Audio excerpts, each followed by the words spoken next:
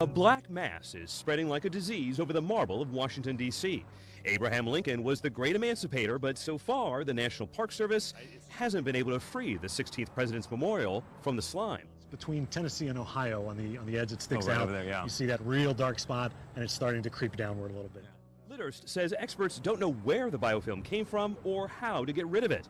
It's also now in Arlington National Cemetery and on the Washington Monument. But it's by far the worst at the Jefferson Memorial, where the white dome is now covered in patches of black. About something that is happening right now while you're sitting in this auditorium. It's in CERN, Switzerland. Now, you may not be aware of what's going on over there, but there's a thing over there that's called a Large Hadron Collider, and it is an accelerator. It accelerates particles and then brings them to the point of collision. So this Large Hadron Collider was started up just a few days ago, and is still in the initial process of being brought online completely. You say, what in the world does something like that have to do with me and the Bible? It has a lot to do with you and the Bible. I cannot and will not attempt to speak as a physicist. It would make me look like a fool. My purpose this morning is to try to be a liaison between them and you. Is to try to take what's going on in that collider and break it down to where I can understand it, and I can give it out so you can understand it, to where it makes an application to your life and to this world as we know it today. For what is happening in that collider is an astounding thing. So I want to read something to you this morning from what's called a theoretical physicist. This man, his name is Stephen Hawking. He's well known throughout the world. Anyone that has anything to do with nuclear energy or has anything to do with physics knows this man. And he is one that some rate even on the level of Einstein and of that level. And so I'm going to read to you what this man has to say about what's happening right now in CERN, Switzerland. Listen carefully. These are the words of Stephen Hawking. He recently warned the reactivation in March of CERN's Large Hadron Collider could pose grave dangers to our planet. The ultimate reality, check, we are warned. Hawking has come straight out and said the God particle, and this is what you've heard referred to time and again as the Higgs boson particle, the God particle found by CERN could destroy the universe. Now let that settle in. This man is an atheist, and he says there is no God. Yet he says that what's happening right now in CERN, Switzerland, and I'll give you what they're trying to do in a moment, what's happening at this very minute in CERN, Switzerland, has the potential to destroy the universe. This is a theoretical physicist. Now, physicists come in all kinds of sizes. Astrophysicist Neil deGrasse Tyson has also sounded the alarm in a hypothetical manner by telling anyone who might want to blow up a planet how to do so is this CERN's attempt to do so by attempting to recreate the Big Bang within a man-made structure. This has frightened Stephen Hawking so much. Do they know that they know what they are doing? And that's sort of the stage we're at right now. We're getting closer and closer. We think it looks very much like the Higgs, but we're not sure yet. We need to get a little bit closer to be absolutely certain. Ask yourself, how much energy is keeping it together? Neil deGrasse Tyson told co-host Eugene Merman on his Star Talk radio show, then you put more than that amount of energy into the object, it will explode. Now I think I've got your attention. I've quoted two physicists. These are scientists. These men do not agree with what's happening in CERN, Switzerland right now. There is a 17-mile long accelerator that lies 300 feet beneath the surface of the ground. This area is where France and Switzerland come together. So part of this accelerator is located in France and part of it in Switzerland. It is a joint European project. The United States of America is there as an observer, but the brain power that's going in to this experimentation originates in Europe. They are attempting to recreate what they believe happened that brought all of this into existence as being the Big Bang. Now you and I know from the book of Genesis chapter number 1 that in the beginning God created the heaven and the earth. He spoke it into existence. They are finding things, and this is what's important for us to understand today. They are discovering things that they did not expect to discover as they get deeper and deeper into this experimentation and development and research and so forth. They are beginning to find out that there is a whole lot more to the creation than they had ever given thought to before. They're beginning to find out that there's something going on here that boggles the human mind, that literally blows us apart when we try to even comprehend what's happening. This 17-mile long underground tube that is located there in Switzerland has, I think, 4 or 5 different points where they collide with, some say, protons and maybe something else, but particles that are being moved at or above the speed of light. This is beautiful. You think, my goodness, let's see how this is put together. And so you start taking the house apart and you expect to find nails, but instead you find glue. That fascinates you that much more, because you find glue holding this house together. You wonder to yourself, what was this glue like before its hardened state? Because you see, once the glue glues the things together, it hardens, solidifies. They want to know what the glue was like in its liquid state. So they're going through this to go back to that point to where they can separate and find out what this was like then. And by doing that, of course, they can build on the information and knowledge that they attained. Now, what's going to follow in the message this morning is the implications of what's going on. But let me give you just a little bit of what has been happening. Where they have done this experimentation, strange things are happening, unexpected by the scientists. Paranormal phenomena, they like to call it. Apparitions, ghosts, all kinds of demonic spirits are beginning to manifest themselves in ways. Here we have, in CERN, Switzerland, a huge wheel. Inside that wheel is a Hindu god, and his name is Shiva. He does a dance of destruction inside that wheel, and his purpose is he is one of the triad gods, one of the greatest gods of Hinduism. Shiva, Vishnu, and Brahma. Brahma is the god of creation. Vishnu is the god of preservation. But Shiva is the god of destruction. The way the Hindu sees it is that when Shiva destroys, it's not for the purpose of annihilation. He destroys so that Brahma can come and recreate. So now when the Hindus, since they're scientists to CERN, they put this out there in front. And so what these people are doing with the collider is destroying what comes together, but for the purpose of recreating and find out what brought it into existence to begin with. Are you following me? Now here we have men that are scientists on an average of an IQ of anywhere from 160 to 200 or even above. These are some of the smartest brains in all the world. No question about it whatsoever. The book that we hold in our hands, this old outdated Bible, would no longer be relevant, and a lot of people bought into it because, after all, Darwin is scientific. But it's an amazing thing now that 150 years later, we have some of the greatest scientists in the world that are becoming very religious. Because here they've got Shiva, they've got dances to Shiva, and they are definitely being connected with Shiva as they're finding things. Let me give you one example. In one of their collisions, when they collided these particles together, they saw things. They were apparitions they didn't expect to see. They didn't fit in any model. They didn't fit anywhere. They don't belong, but they could not deny the reality of it. Something was going on inside there that they could not explain.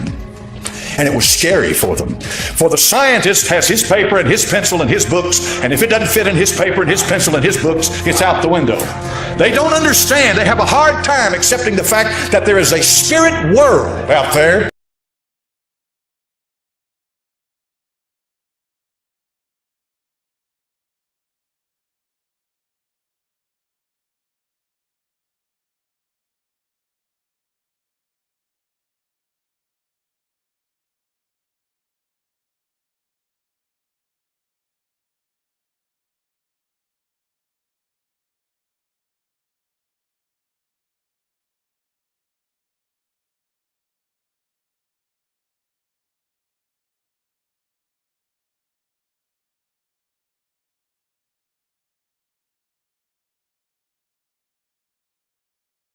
That spirit world was created by a spirit being, an almighty, eternal, absolute being that is from everlasting to everlasting, who put in me what I am today by the power of Almighty God and by the power of the new birth. But a scientist like that will never admit that, because that takes it out of his control and his power. He's got to be able to demonstrate his theory and put it into motion. But anyway, I don't want to get ahead of myself. I want to leave this with you. I want you to think about what I'm saying. Stephen Hawking, and a theoretical physicist, has warned these people, you are about to open Pandora's box. And once you open Pandora's box, you cannot put back in what came out of that box. Now let's talk about some of the stuff that's going on. I think I'm trying to lay a foundation for you to get you to understand what we're dealing with. So the house, you take it apart and you see the glue and you find it in its hardened state, and then you want to find out, what can I do to bring this back to its original state, and then what can I learn from that? So you've got to be able to take it back. You've got to be able to go back. You've got to move through time. That's what you're doing. You're moving through time. This is what it's about.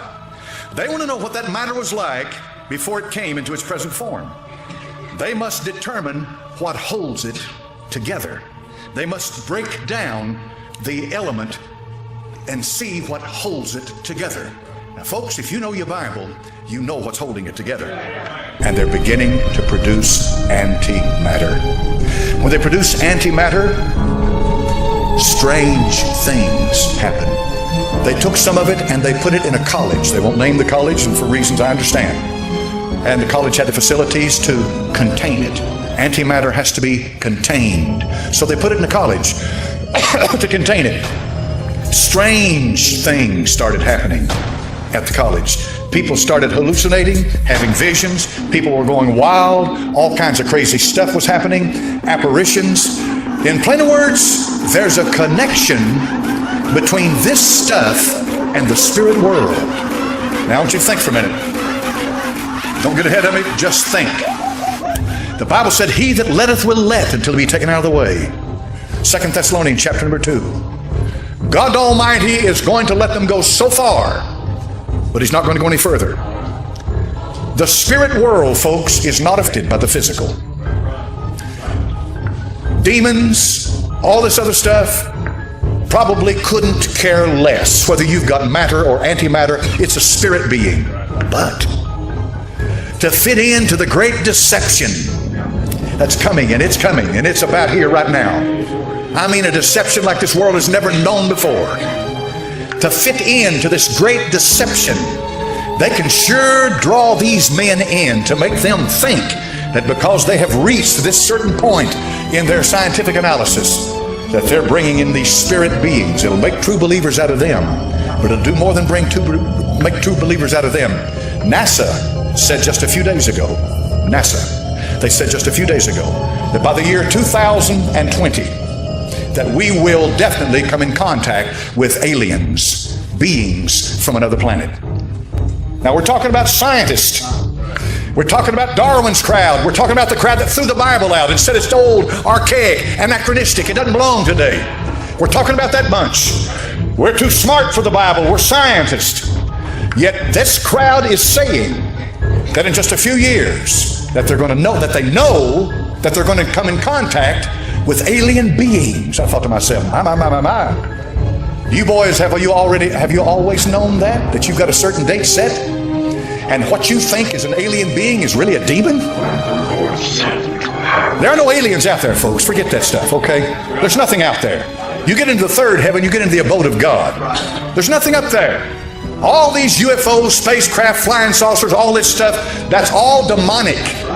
It's real, but it's demonic. It's not real like we understand reality, but it's really real. It's demonic. I see a great deception beginning to develop.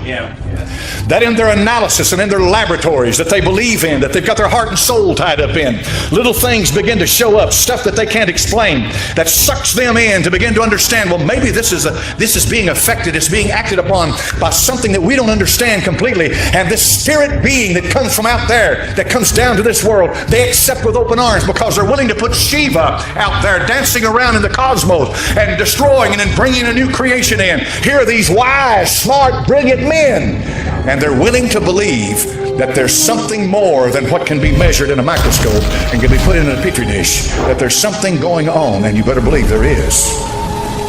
There's something going on. Now, the spirit world that I just preached to you about, you can see that. Now, what about the physical world? Let's go back. He didn't believe in spirits.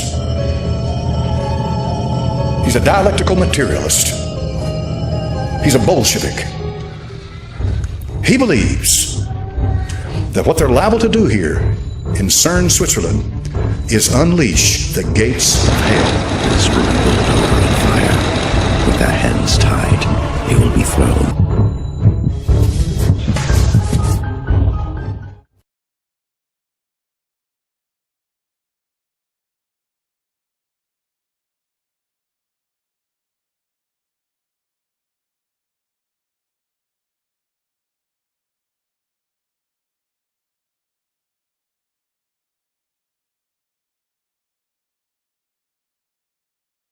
Sorry, I dropped my Ray-Bans.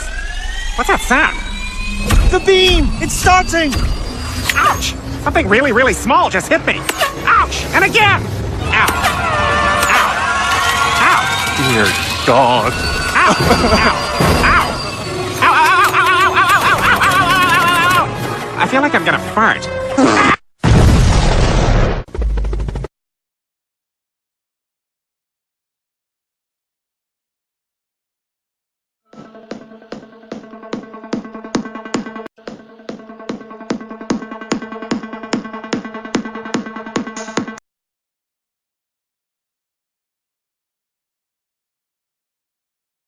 A black mass is spreading like a disease over the marble of Washington, D.C.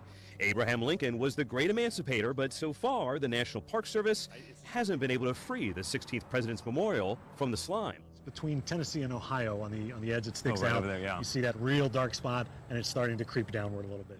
Lidhurst says experts don't know where the biofilm came from or how to get rid of it. It's also now in Arlington National Cemetery and on the Washington Monument. But it's by far the worst at the Jefferson Memorial, where the white dome is now covered in patches of black. About something that is happening right now while you're sitting in this auditorium. It's in CERN, Switzerland. Now, you may not be aware of what's going on over there, but there's a thing over there that's called a Large Hadron Collider, and it is an accelerator. It accelerates particles and then brings them to the point of collision. So this Large Hadron Collider was started up just a few days ago, and it's still in the initial process of being brought online completely. You say, what in the world does something like that have to do with me and the Bible? It has a lot to do with you and the Bible. I cannot and will not attempt to speak as a physicist. It would make me look like a fool. My purpose this morning is to try to be a liaison between them and you. It's to try to take what's going on in that collider and break it down to where I can understand it, and I can give it out so you can understand it, to where it makes an application to your life and to this world as we know it today. For what is happening in that collider is an astounding thing. So I want to read something to you this morning from what's called a theoretical physicist. This man, his name is Stephen Hawking. He's well known throughout the world. Anyone that has anything to do with nuclear energy or has anything to do with physics knows this man. And he is one that some rate even on the level of Einstein and of that level. And so I want to read to you what this man has to say about what's happening right now in CERN, Switzerland. Listen carefully. These are the words of Stephen Hawking. He recently warned the reactivation in March of CERN's Large Hadron Collider could pose grave dangers to our planet. The ultimate reality, check, we are